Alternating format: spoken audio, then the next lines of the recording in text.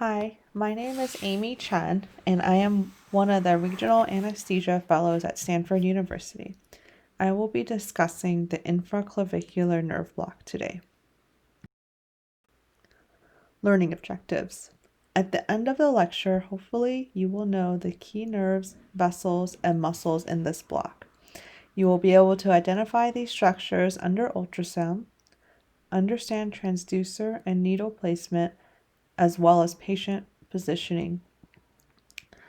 Lastly, by the end of this discussion, you should be able to recognize clinical applications of the infraclavicular block, as well as its advantages and disadvantages over other brachial plexus blocks. So just to review, the brachial plexus is formed by the C5 to T1 nerve roots. There are multiple locations in the brachial plexus where you can perform a nerve block. And this is illustrated nicely in this image on the right. The infraclavicular nerve block targets the cords of the brachial plexus, as highlighted here. The cords of the brachial plexus are named in relation to their position to the axillary artery. Here we have a diagram showing the brachial plexus again, and here the infraclavicular, the cords are circled.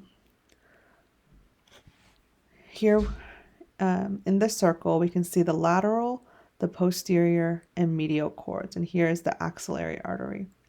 As you can see, this nerve block is performed below the clavicle. It can be used for both analgesia or pain relief, as well as surgical anesthesia, depending on the concentration of the local anesthetic that you use.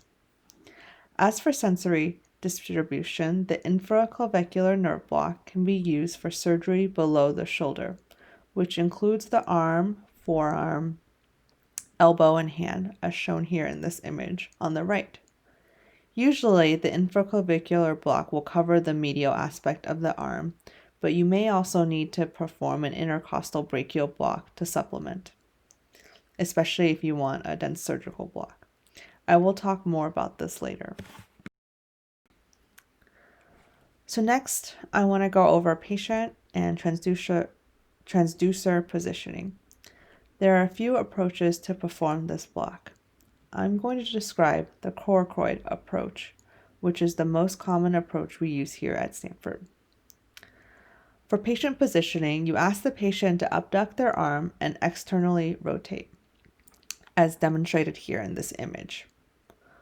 You can also ask the patient to abduct their arm and then flex the elbow above their head if they have the mobility to do this. These maneuvers raise the clavicle and gives more space for your transducer, as shown here, so you're not placing it right over the bone of the clavicle. These maneuvers also bring your target to a more superficial position so that you don't have to insert your needle so deeply. In terms of probe positioning, again, the probe is placed below the clavicle, which is labeled here on this patient. You want to place your probe in a parasagittal position, slightly medial to the coracoid process, which is also identified here. And then once you place your probe down, you want to scan to first identify the artery, the axillary artery and vein, and then find the cords surrounding the artery. So let's go over ultrasound anatomy. This is what it would look like under the ultrasound. On the right, here's a drawing of idealized infraclavicular block anatomy. First, let's get the positioning oriented. So here is cephalad, so the head is up here, and then caudate is towards the direction of the feet. Boundaries of the cords include the pectoralis, major and minor muscles superficially. You have your ribs and lung medially, the clavicle and the coracoid process superiorly, which is not drawn in this picture, and then the subscapularis and the humerus laterally, as shown here in the bottom right. Here in the middle is where our target is. We have our axillary vein, axillary artery. And then remember the three cords are named in relation to their position to the axillary artery. So we have the lateral cord, we have the posterior cord, and then the medial cord, shown as yellow circles in this picture. Now let's take a look to see how the anatomy looks under the ultrasound. So let's get ourselves oriented again. So cephalad is over here on the left. And then here is the pectoralis major muscle. Deep to that is the pectoralis minor muscle. And then we also have a little neurovascular bundle here in between the two muscles. Next, here we have the axillary artery and axillary vein. And then remember the vein is more compressible, whereas the artery is pulsatile.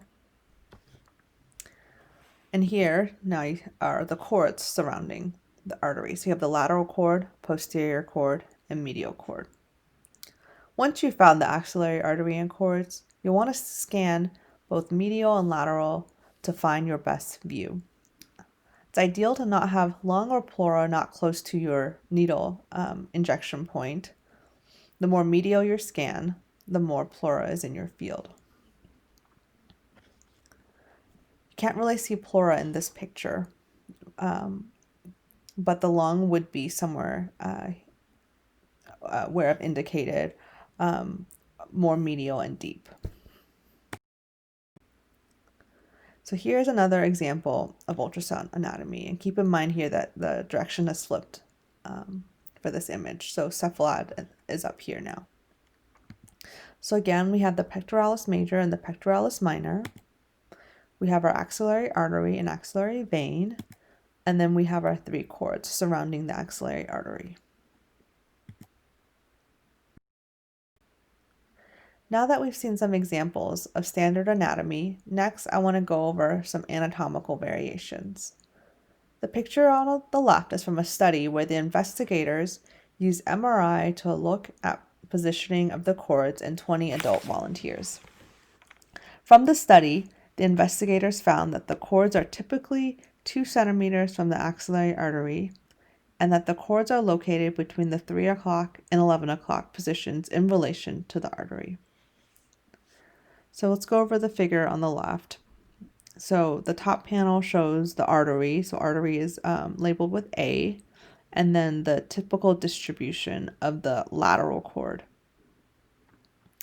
The middle panel has a distribution of the posterior cord in these 20 volunteers. And then finally, the bottom panel has the medial cord distribution. Sometimes it can be challenging to identify the cords under ultrasound because, for instance, the patient's anatomy is deep. But from this study, we know the general location of the cords and that we can do a successful block by simply depositing local anesthetic in a U shape around the artery in the 3 o'clock to 11 o'clock positions. And we're going to discuss this further next.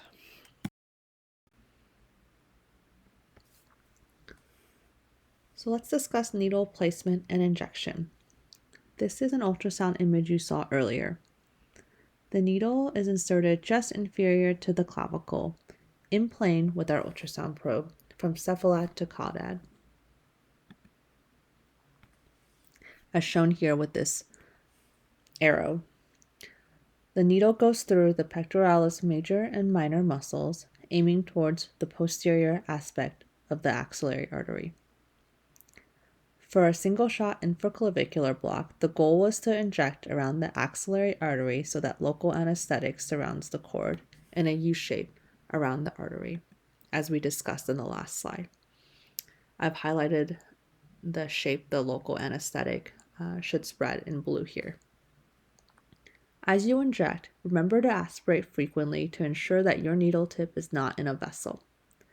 If you encounter resistance as you are trying to inject, pull your needle back and redirect because you might be intraneural.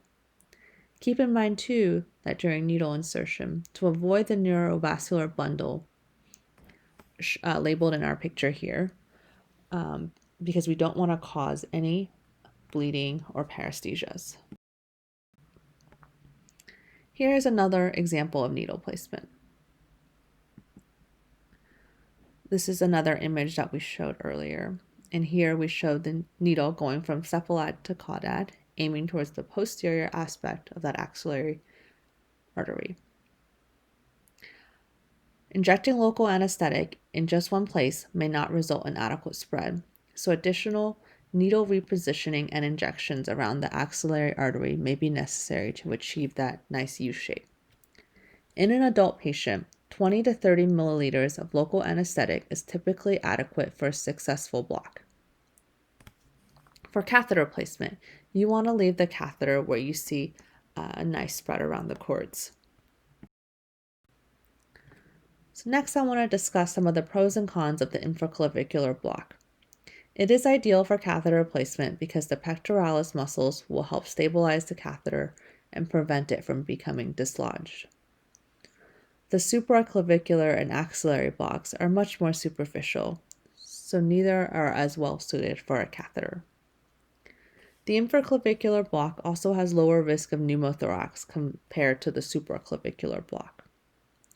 If required, an intercostal brachial nerve block can be performed with a subcutaneous injection on the medial aspect of the arm, just distal to the axilla, as shown in this image. So you want to ask the patient to abduct their arm again and flex at their elbow if they can do it. And then with any needle, it can be a small gauge needle, you can make a skin wheel and then just extend it along the medial aspect of their arm. And it should cause this portion of the arm that's highlighted in green to become numb. Some of the disadvantage of the infraclavicular nerve block that it is located in a deeper, especially in obese patients.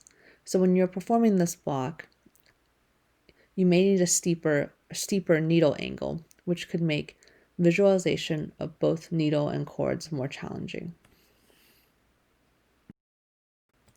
So to summarize, the infraclavicular block can be used for surgery below the shoulder, which includes the arm, elbow, wrist, and hand. The infraclavicular blocks the cords of the brachial plexus. For ideal position is to have the patient abduct their arm 90 degrees and externally rotate. With this block, you want to aim to deposit local anesthetic around the axillary artery to surround the cords. And you want to make that nice U shape with your local anesthetic.